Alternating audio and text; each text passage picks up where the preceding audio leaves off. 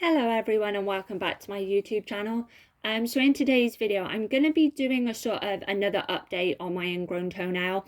I have already filmed two videos previously about my ingrown toenail. I will link a playlist in the description if people do want to go back and watch my first video and then the update video that I made.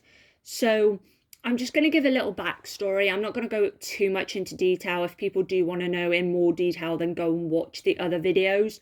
But basically, when I filmed the first video, I was about 7-8 weeks into them healing.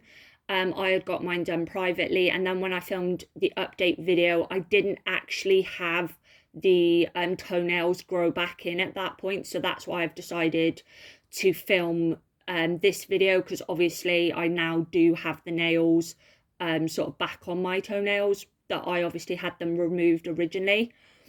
So as I said in my first video, but I'll sort of say it again anyway, I got mine done in July of 2024. Obviously, as I said in the other videos, I went private. I have contacted the person who did mine. So basically, since the last update video, I've just obviously done what I always have done with my nails, of filing them, cleaning them, just making sure that they are healthy and that I'm doing everything I possibly can to make sure that obviously nothing goes wrong with them again, like what had previously happened for me to obviously have to get them removed. I have kept the person who did my ingrown toenail updated. I don't update them as much as what I did sort of when I got them done. Like, I sort of message them every now and then and like sort of send update pictures just to make sure that, you know, they're happy with them. But they pretty much have said like, yeah, I did everything right. They have healed the way that they should have healed, that they had absolutely no concerns, which sort of put my mind at ease in a way. But when I filmed the last update video, obviously I hadn't had the nails grow back in at that point. Like, they were still very like, it was pretty much just like they were just at the sort of cuticle part. They weren't like fully grown back in.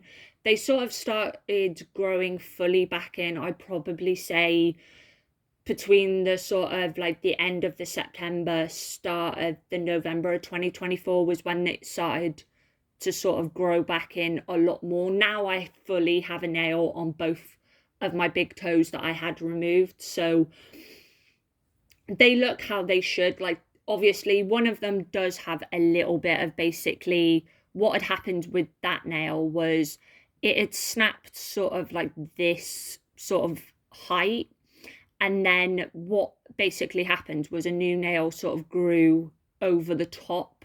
So obviously when the new nail grew back in, I do sort of have a little bit of a dent, but obviously with that it was to be expected. But the nails that I have now are a lot healthier than the nails that I basically had removed, and I don't regret my choice of getting it done. Like, obviously I knew that it needed to be done. I did it at the best time possible. So where I got mine done in the July of 2024, it was obviously weather that was good enough that I could sort of make sure that my feet were healing before I transitioned back into sort of wearing like normal trainers and stuff again.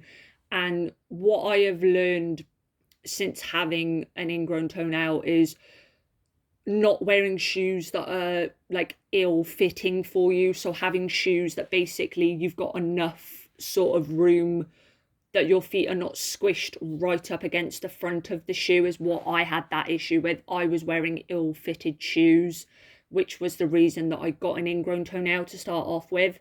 So when I got my toenails removed, I basically went up a size in shoes because I realised that I was wearing the wrong size shoes for my feet. And since then, it's done me a world of good sort of knowing that I'm wearing shoes that properly fit my feet. I've, you know, took care of my feet to make sure that my ingrown toenail healed the way it should have, that I didn't get any infections.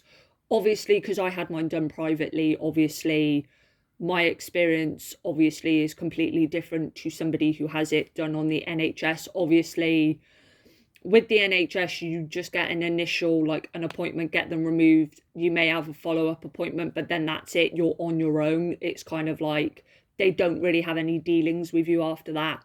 For me, I've had that contact of having somebody there the entire journey, which has been really nice, and it's sort of made my anxiety in a way of worrying, would it get infected? Would I do something wrong? And I've done amazingly at keeping them sort of healing the way they should have, and they have healed very well. But I thought I would just sort of come on and do this video and sort of just update that my nail did grow back in. It did take a while, obviously, as I said. I got it done in July of 2024. The nail sort of started to grow back end of September of 2024, start of like November. So that is a good couple of months. But I was told when I got mine done, a nail could grow back anywhere from between about 6 months to a year. There was a possibility that obviously a nail may not grow back in, because obviously there's different reasons why one could have not grown back in. But I've done everything I could. I'm still sort of treating it, making sure that I'm not, damaging it. I'm not doing anything that could potentially cause it to go bad again in the future. But that is this update video done. This is probably the last video I will do on it now, because I don't feel the need in sort of having to update it anymore.